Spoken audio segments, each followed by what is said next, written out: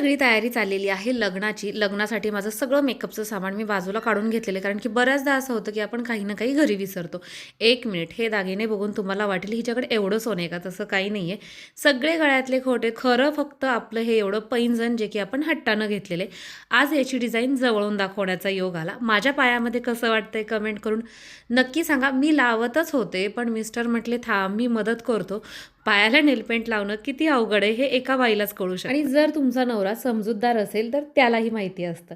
चला, ही घ्या, ही साडी मी नेसलेली आहे हळदीसाठी. कशी वाटते मला कमेंट करून नक्की सांगा. अर्थातच मला माहिती आहे माझा मेकअप राहिलेला आहे, पुढे गेल्यानंतर तो सुद्धा तुम्हाला दिसेलच. इथे सईला सुद्धा पिवळ्याच रंगाचा ड्रेस घातलेला आहे.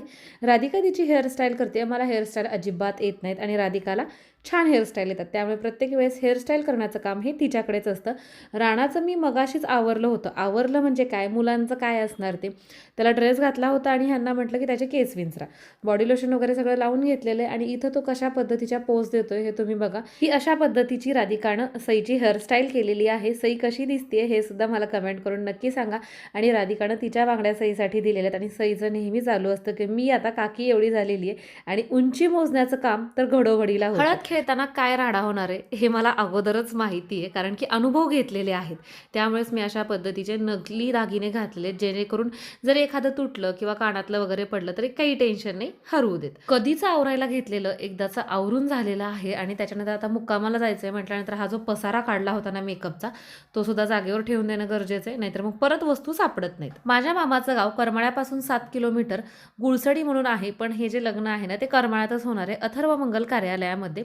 आणि आज हळदी येत मग म्हटल्यानंतर म्हटलं हळद खेळून पण रात्री रिटर्न कधी येणार, त्यामुळे मम्मीकडेच मुक्काम करणार आहे. उद्या म्हणजे 2 डिसेंबरला आमच्या इथली निवडणूक आहे आणि त्याच्या पार्श्वभूमीवर कालपासूनच सगळ्या गाड्या वगैरे चेकिंग होत आहेत आणि तशाच पद्धतीचं सेम चेकिंग आमच्या गाडीमध्ये सुद्धा केलं. आणि मला हे चांगला चान्स भेटला माहिती आहे का, राणाला घाबरवण्यासाठी, कारण की राणा खूप त्रास देतो गाडीमध्ये आणि आमचं नेहमी चाललेलं असतं पुढे बघा, पुढे गेल्यानंतर पोलीस येणार आहे. राणाचा चेहरा तुम्ही बघताय, तो चांगलाच घाबरला होता आणि त्यालाही पोलिसांची चांगलीच धास्ती बसली.